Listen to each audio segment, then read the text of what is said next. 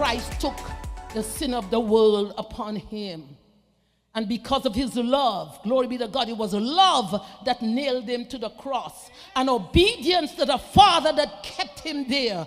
Oh, glory be to God. Hallelujah. He didn't take the path of least resistance. He could have called 10,000 angels, glory be to God. But he didn't take the path of least resistance.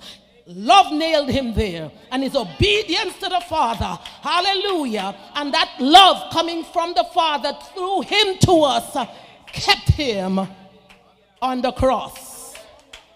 He despised the shame of it. Love kept him on the cross. Hallelujah. The pain that Jesus Christ felt was not so much the nails, mighty God, in his hands and the thorns on his head.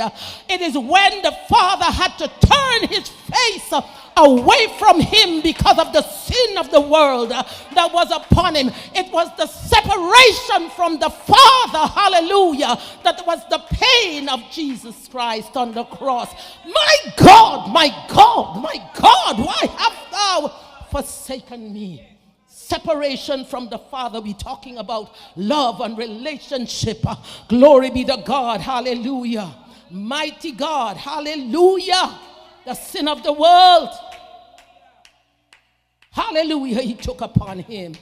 And so just as Jesus Christ interceded for us, he took on the punishment that we deserved. Hallelujah. He paid a price we could not pay. Mighty God. Hallelujah. He didn't owe it. But here, whatever we owe, Father, place it upon me for this cause. Hallelujah. Glory be to God. Hallelujah.